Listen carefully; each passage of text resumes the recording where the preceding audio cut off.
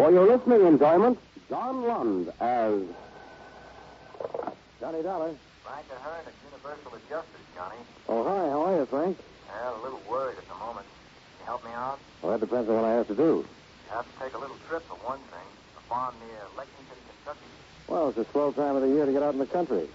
What else? Talked to a man named Calcor there. Had a racehorse that insured for $65,000. I hate to have to pay the premium on that kind of policy. Well, that's just it, Johnny. Got a wire on my desk here from a man in Calcor's business office. The horse was seriously injured and had to be destroyed.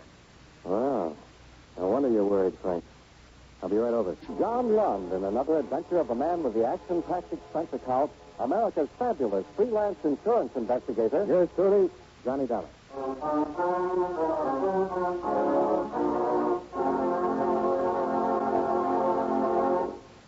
While we take a breather from our program, I'd like to ask you a question.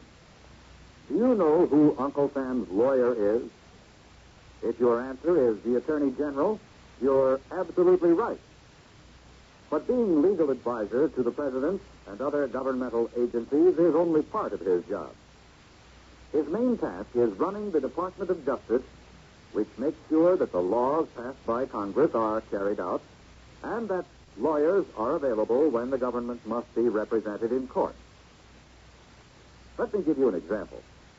Suppose there is some question concerning the amount or kind of tax you should pay, or suppose you and the government don't agree as to which of you owns certain land. That's when the Department of Justice steps in to represent the government side of the case. If anyone is brought to trial for counterfeiting, smuggling, gold hoarding, or passport forging, the Department of Justice prosecutes the case. It also handles all matters dealing with legal immigration. And all of this activity is the responsibility of an important member of the President's Cabinet, the Attorney General. Just as it is the duty of the United States government to protect each and every one of you, it is the duty of the Attorney General to protect the government of the United States.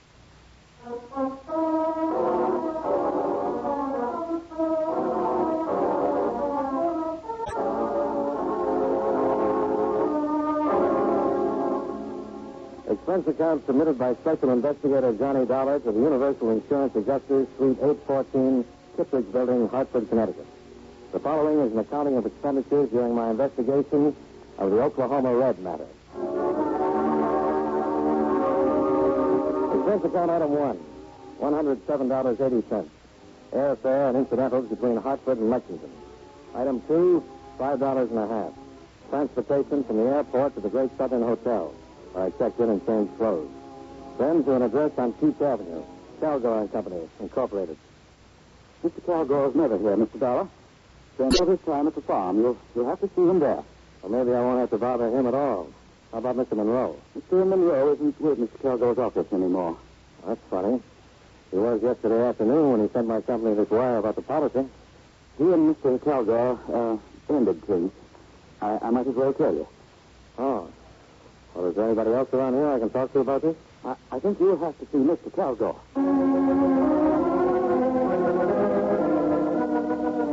A phone call to the Calgore Farms disclosed that Mr. Calgore was out for the day.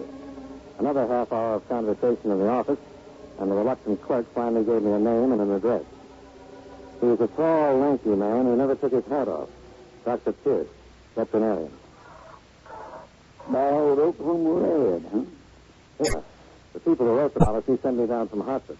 Is there something wrong? Matter of procedure, Doctor. Mr. Calgore's office has filed claim for a $65,000 indemnity. Apparently, Mr. Monroe, who handled these things for Mr. Calgore, is no longer with him.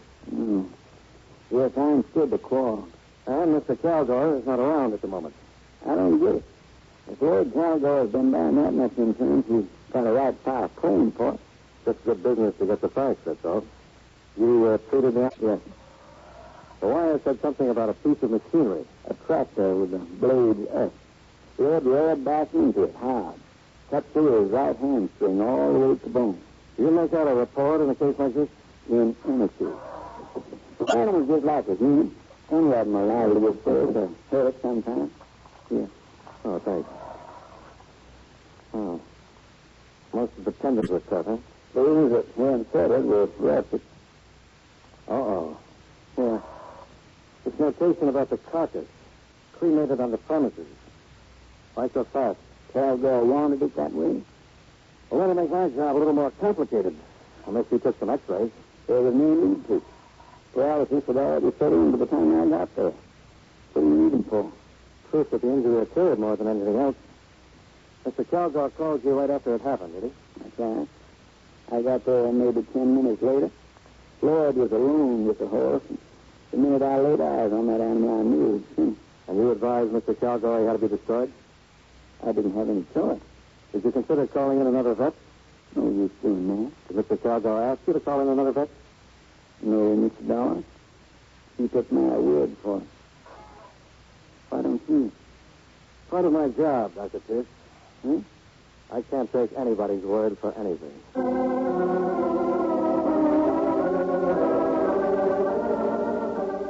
Expense account item 3, 30 cents.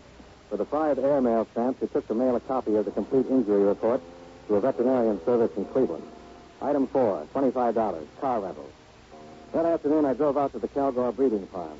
Like most of the others I'd passed, it was complete with white fences, rolling hills, blue grass, and a stately colonial residence, just like the movies.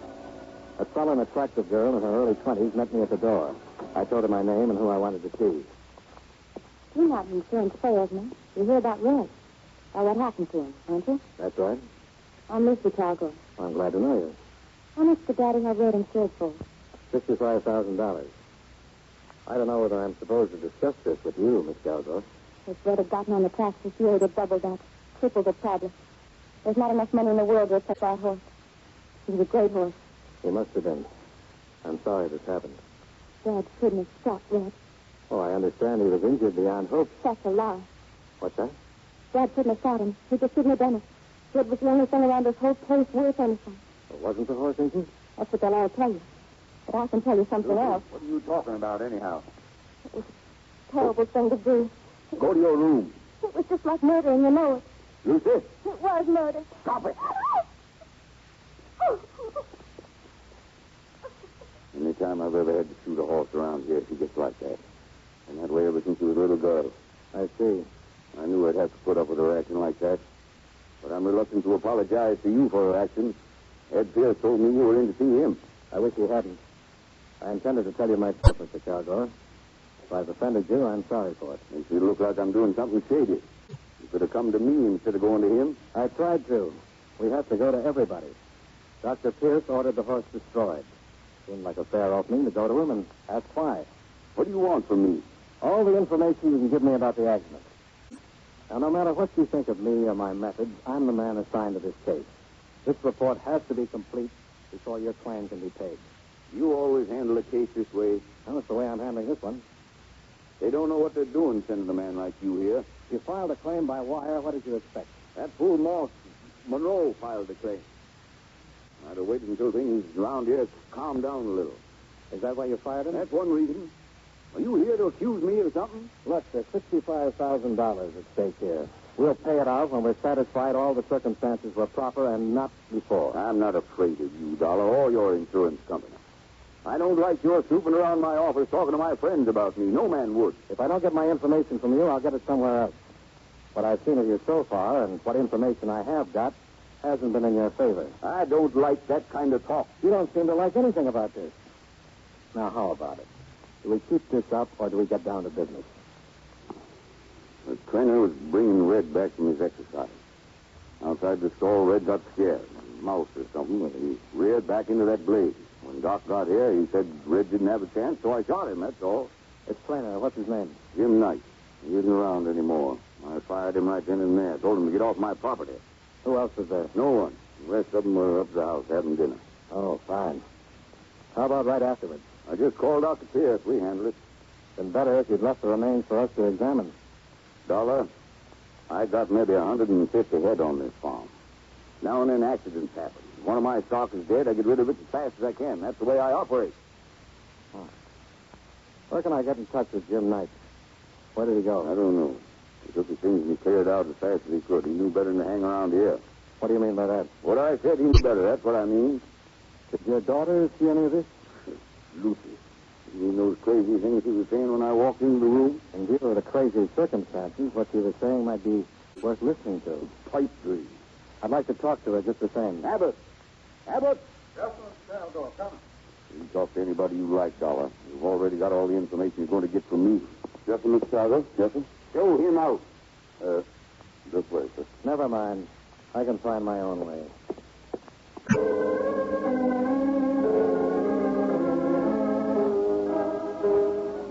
When I left Lloyd Calgore, I wasn't sure whether I'd talked to a sane man or not.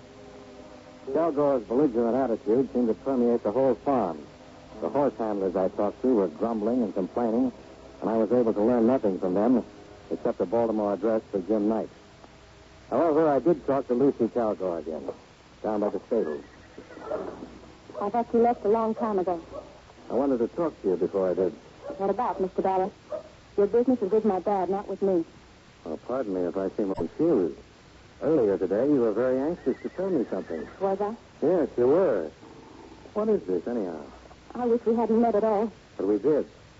And you said there was no need to destroy the horse after it had been injured. Did you mean the horse could have been saved? Did you have a reason for saying something like that? I've just been very upset lately. All of us around here have. Yeah, I'm getting that way myself. Red was the best horse we've had in the stable in 5 years. We've all been counting on him since he was a colt. And when this stupid thing happened, it just turned all of us upside down. Is that your explanation for the things you said to me? Yes, for the moment. Please don't ask me any more questions right now.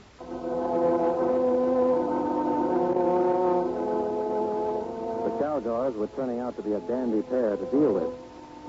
Back in town, I checked on Calgore's financial situation. It was good, as far as the local banks were concerned.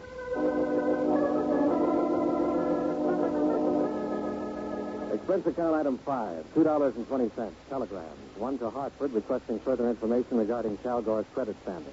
The other to Baltimore, Maryland, addressed to Jim Knight. The next morning, I received an answer to the latter. Johnny Dollar. Baltimore, Maryland, calling Mr. Dollar. You want to hold on? Sure. Ready here with your call to Lexington. Go ahead. Thank you. Hello? Hello. Hello. Is this Mr. Dollar? The man who sent the telegram? Yes. Who's this? I'm Jimmy Knight's mother. The wire said it was important for him to get in touch with you. I thought I'd better call and tell you where you could reach him. Well, that's very kind. Now, he's at the Calgore farm near Lexington. You can reach him there through Mr. Law. Wait a minute. Calgore. He left there 3 days ago, Mrs. Knight. Didn't he come home? Why, no. Well, are you sure he isn't at the Calgore place? I'm positive. Do you have any other ideas where he could be? No. Well, this doesn't sound like Jimmy, Mr. Dollar. He wouldn't just go off without letting me know about it. Are you sure? Of course I'm sure he's my son. Maybe there's something wrong.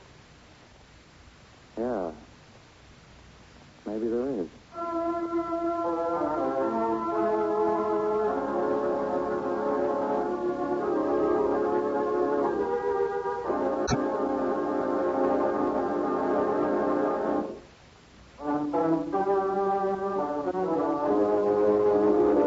And now, with our star, John Lund, we bring you the second act of Yours Truly, Johnny Dollar.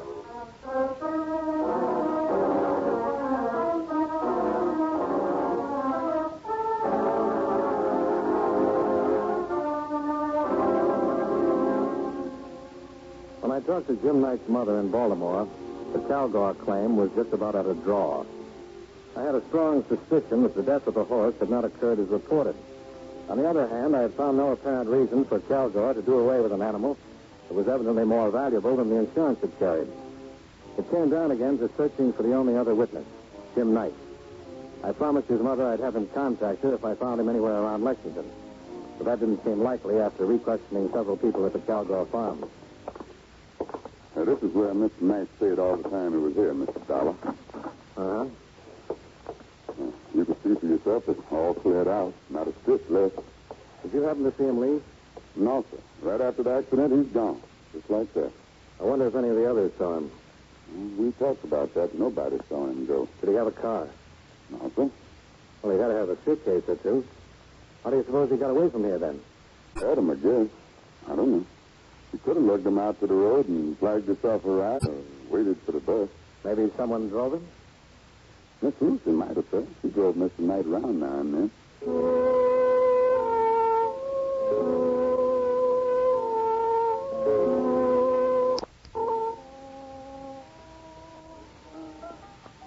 That business you were telling me about before, it'll have to be looked into, Lucy. Why? Because you intimated that your father and Dr. Pierce might be lying about the whole thing. You realize that if there's any truth to that, your father would be liable to criminal charges. I know. I was just trying to put Dad in a bad light. Well, he's not in a very good one right now. It was just a spite, and that's all there is to it. See, Dad and I have been arguing for weeks now. And when I walked in the door yesterday, you saw a way to get back at him, is that it? Something like that. Is that Oklahoma Red up there? Mm-hmm. I took the picture myself. Well, I'm no horseman, but he looks like a lot of horse. He was. Do you know that the worst broken-down plug who ever pulled a junk wagon has more dignity than any man who ever lived? Well, that's one way of looking at it. What's the trouble between you and your father? A man named Jim Knight. Used to work here as a trainer. Yeah, I heard. I was going to ask you about him. Yes, I thought you might. Jim and I saw quite a bit of each other, and Dad never liked that. Why? Well, I suppose because I'm all he has left. Mother and Bob, he was my older brother. They were killed in an accident a few years ago. Dad had been looking for an excuse to get rid of Jim. Your father doesn't strike me as the kind of man who'd have to give an excuse to fire someone he didn't like. You think he's mad? What? Nothing. Jim was a good trainer. Very good with Red, and that's important. When the accident happened, I can imagine what Dad had to say to him when he fired him. You know where I can find him now? No. He didn't say a word to me when he left. Not even goodbye. Lucy, you suppose your father will ever calm down enough so I can talk to him? I don't know. The Cowgirls have always been a terribly angry bunch of people. Very emotional. There doesn't seem to be much of a let-up these days. Is that what you meant when you asked me if I thought he was mad? I suppose so. It's almost as if he's on the verge of something lately, something desperate. His moods frighten me sometimes. They didn't used to. You know, I was thinking. A couple of years ago, Daddy bought a new car. We were out driving one day, and something went wrong. Well, he was so angry, he just smashed it into a cement wall and left it. Lucy, tell me about Jim Knight. I was in love with him from the first day he came to work here. I still am. That's all there is to tell.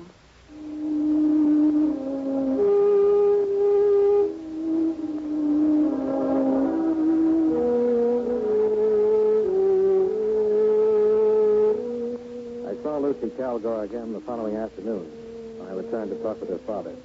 She told me he was gone and wouldn't be back until evening. I spent some more time with the people on the farm, trying to find out anything that would help, but nothing did. That night, when I picked up my key at the hotel desk, there was a message to call Operator 18 in Hartford. It was Frank Ahern. Calgore's got a very good rating with Dunn and Bradstreet. He doesn't need money. Well, then that angle is practically out, Frank. There's just no reason for him to kill that animal that I can think of. How about the others? No one seems to know what happened to Jim Knight. This, as far as we go, John? Somehow I feel there's more to it. What it is, I don't know, Frank. It beats me. Well, how about going to the police and asking them to help you locate Knight? Something just occurred to me, Frank. What? Calgore hasn't threatened to go to the insurance commission or the sewers yet. No. That's usually pretty standard procedure with a man like him. Yeah, it is. If he's got a just claim.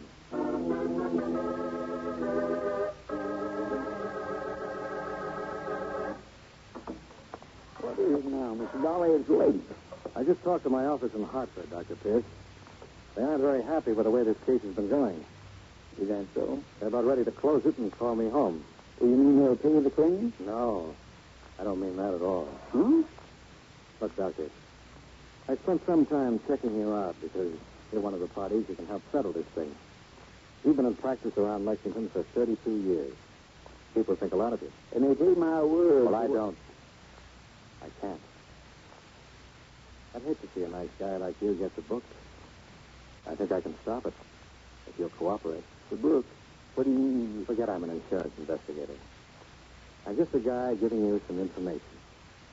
When I said my adjustment company's ready to close the case, I mean that Kilgore will have to sue for a settlement. In court, he'll have to produce Jim Knight and prove his story. With what we have so far, he'll lose the suit, and the insurance company will file charges against him for attempting to defraud. And they won't fool around. There's no outfit tougher than an insurance company when somebody's trying to cheat him. And, you'll have to be in court, too. No. You see what I mean? Yes. Well, how about it? I've been his friend for 18 years. And he asked you to lie for him. That's understandable to me. But in a court, it's perjury. False testimony. What do you do to him? That's up to the company. I'll have to hear your part of it first. Oklahoma Red was dead when I got there. He hadn't been in any accident. Lloyd made me promise to tell you that. Lloyd just shot him. Just shot it. Why? Well, Red wasn't the horse Lloyd thought he was. Great confirmation that he just wouldn't run. Lloyd got the mad and shot. And Knight saw it. Is that it? Yes.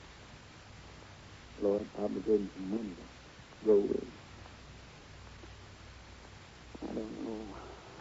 He was losing his mind, I think. I've heard that about him before. From who? Lucy? Yes. He'd have a reason. Like I said, I've known Kilgore for 18 years.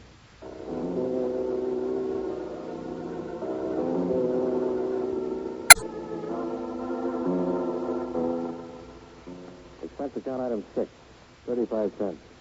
I lost it in a payphone trying to get in touch with Kilgore. No one answered, so I drove out.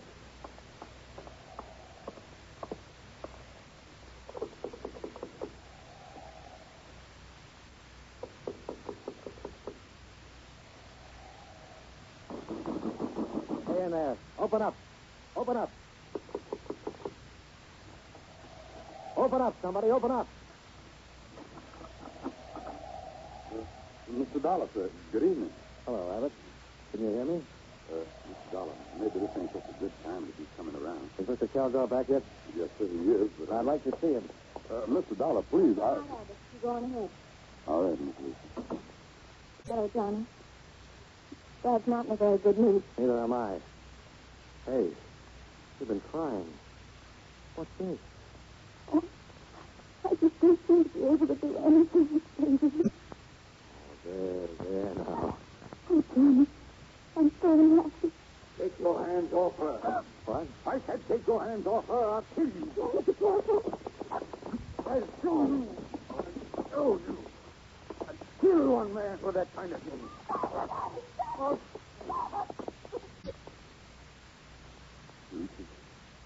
Lucy, baby. No, don't touch me. What? Johnny,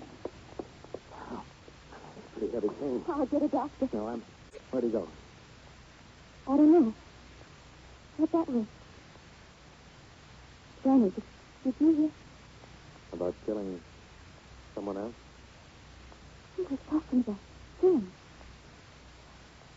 Johnny. Oh, Johnny.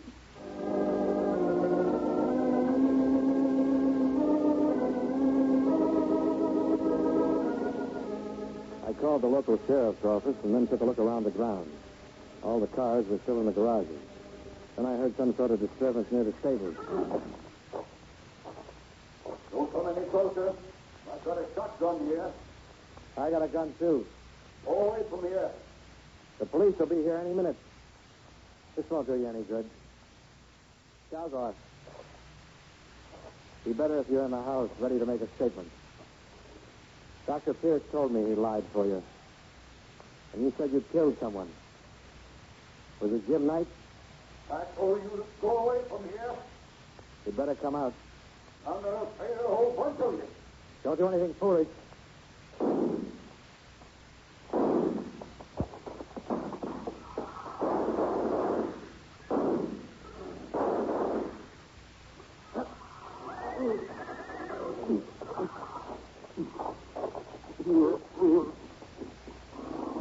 You didn't have to do it this way, Caldor. Like so.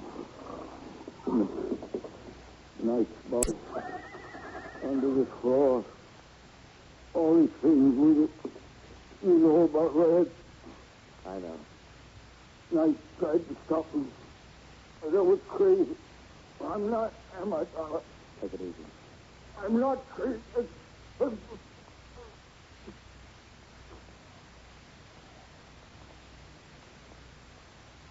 Well, that's that.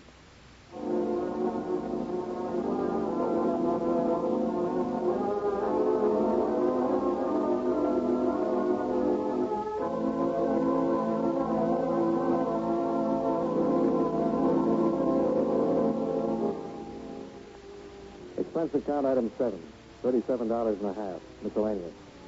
Item 8, same as 1, transportation back to Hartford. Expense account total, $286.45. Yours truly, Johnny Dollar.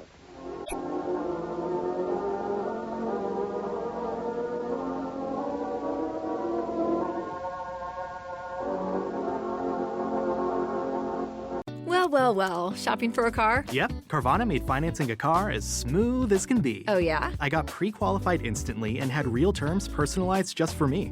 Doesn't get much smoother than that. Well, I got to browse thousands of car options on Carvana, all within my budget. Doesn't get much smoother than that. It does. I actually wanted a car that seemed out of my range, but I was able to add a cosigner and found my dream car. It doesn't get much... Oh, it gets smoother. It's getting delivered tomorrow. Visit Carvana.com or download the app to get pre-qualified today.